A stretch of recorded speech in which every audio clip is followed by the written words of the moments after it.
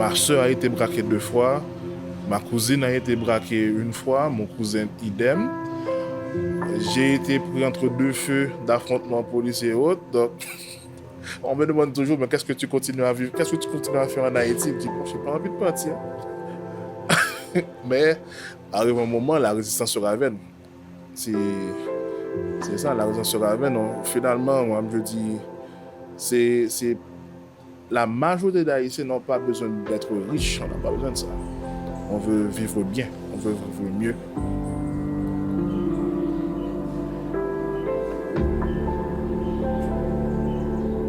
J'ai l'habitude de voir qu'on tuait des gens, j'ai l'habitude de voir des corps par terre, j'ai l'habitude de voir des cadavres brûlés, donc j'ai l'habitude de tout voir en fait.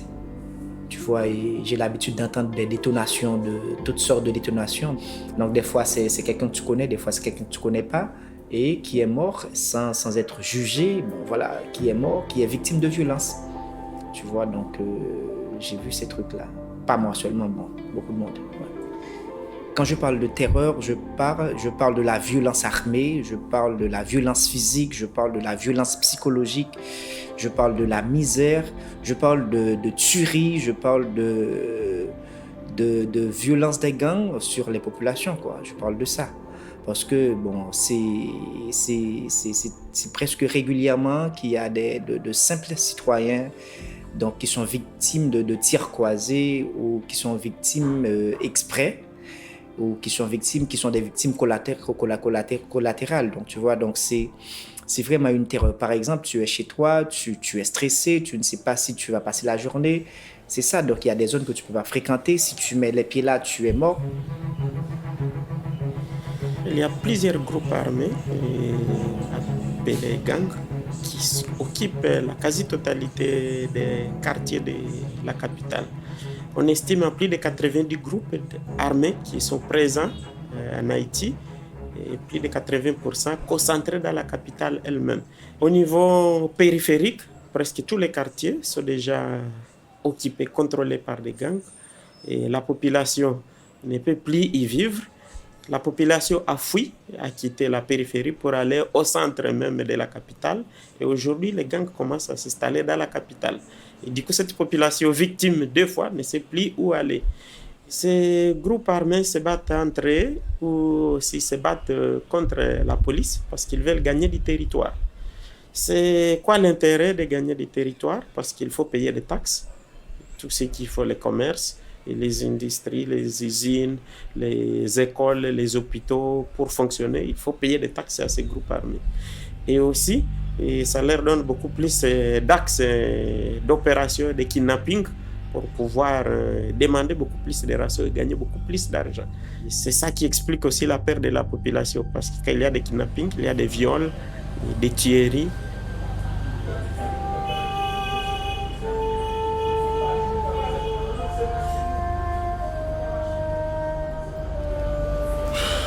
Qu'on pourrait la dater. La violence en Haïti était, je dois dire, faisait partie du quotidien des Haïtiens depuis un bon moment, mais c'était une violence, je dois dire, plutôt politisée. C'était une violence avec des dates précises, à l'approche des élections, durant les campagnes électorales. On avait pratiquement, c'était comme tu voyais, c'était pas une chose aussi dynamique et évolutive qu'on a actuellement. On a vu progressivement cette transformation, cette mutation des zones de non-droit en véritable cancer social, des zones qui sont développées et d'autres zones qu'on disait vivables sont devenues aussi des zones de non-droit. C'est comme si pour sortir de chez soi, il faut demander la permission à un chef de gang. Aujourd'hui, une fois qu'on est dans la rue, on ne se sent pas en sécurité. On ne se sent pas en sécurité et on ne va pas sortir très tôt. On va vraiment attendre qu'il soit 7 heures, que le soleil se lève. Et une fois qu'il est 4 heures, 5 heures, tout le monde s'empresse pour entrer parce qu'il n'y a aucune zone où une personne est à l'abri des kidnappings. Donc, c'est n'importe quel trajet qui est stressant aujourd'hui et pour la population haïtienne. Récemment, il y a un camarade qui a reçu une balle perdue dans sa maison, encore une fois. Un étudiant d'une entité de la faculté de l'État, de l'Université d'État d'Haïti, en pleine rue, a reçu une balle à la tête et a succombé à sa blessure. Donc, ça fait partie vraiment de notre quotidien.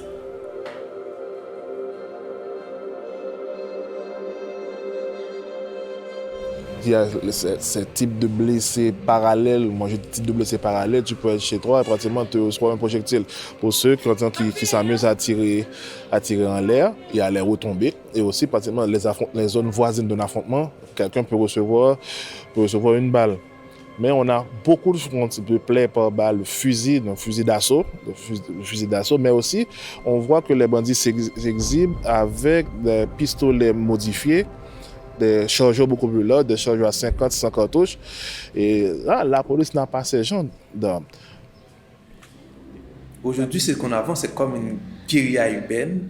Certaines personnes parlent même du terrorisme par rapport au niveau de la terreur, par rapport au niveau des actes que les groupes font.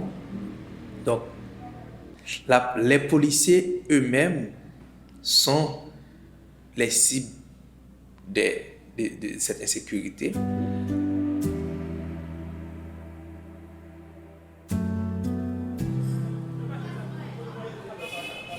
J'ai déjà vu un projectile provoquer une perte osseuse de 10 cm. Quasi une amputation. Et la personne n'avait reçu qu'un seul projectile. J'ai déjà eu un cas où la porte d'entrée faisait 6 cm et la porte de sortie faisait 20 cm. Donc voilà ce type de dégâts que peuvent faire ces projectiles. Parfois, on a des patients avec une porte d'entrée pratiquement 2000 cm et dans une sortie de 10 à 15 cm. Tout dépendamment du projectile utilisé, dépendamment de la distance.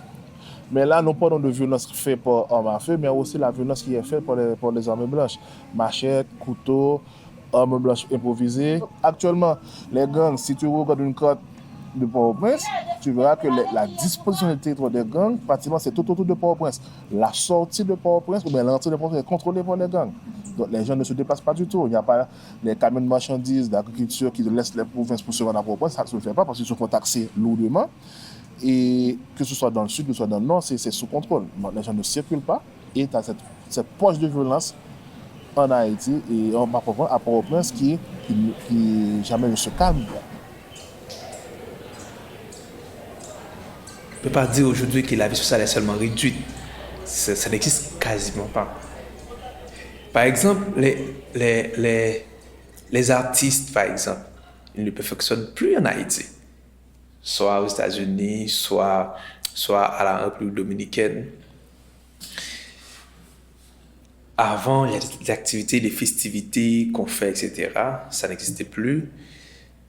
Par exemple, à un moment, je réfléchissais à acheter une voiture. Je me suis dit, mais la majorité des gens qui sont kidnappés sont en voiture, donc je ne le fais pas.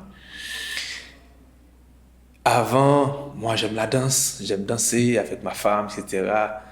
Je ne sors plus. Cela n'existait plus. La vie sociale, cela n'existait plus.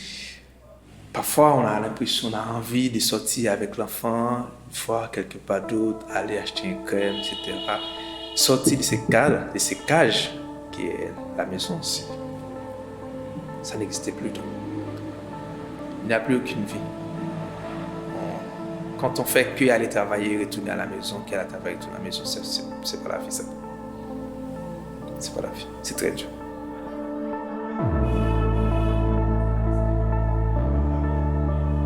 Quand je suis chez moi, alors je ne dors pratiquement pas la nuit. Pratiquement pas. Et c'est pour ça que je dors assez tôt. Quand j'arrive chez moi vers 6h, 7h, je dors. Et à partir de minuit, je reste éveillée jusqu'à 4h du matin. Donc à 4h du matin, je sais qu'il va faire jour dans pratiquement 1 heure de temps. Donc si je ne viens pas travailler, je passe la journée à dormir. Mais si je viens travailler, je me prépare pour venir travailler. Donc, j'ai comme l'impression que si je dors, quelque chose arrive au cours de la nuit, je me sentirai fautive d'avoir dormi. Mais bon, la nuit est faite pour dormir, quoi. C'était le 12 avril. Assez récemment, j'ai ma fille qui se rendait à l'école et j'ai été la déposer. Et arrivé devant l'établissement, on a kidnappé un parent et sa fille. Donc, ça a été assez difficile. Donc, on a dû faire rentrer tous les élèves chez eux.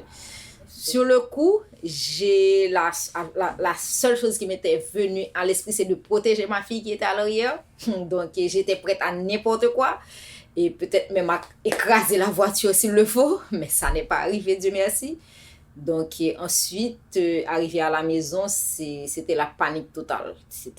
Je me suis fait 1000 idées. Si j'étais arrivée à presque 30 secondes près, ça aurait été moi. Et parce que la voiture était devant moi.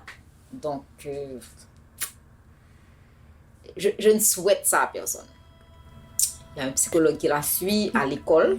Donc, elle essaie de se remettre un petit peu, mais la seule phrase qu'elle aime, c'est pourquoi elle ne peut pas vivre dans un pays où elle peut avoir des loisirs, où elle peut sortir avec ses amis, où elle peut aller prendre une crème à la glace sans qu'elle n'ait à voir ou bien à entendre le son des balles.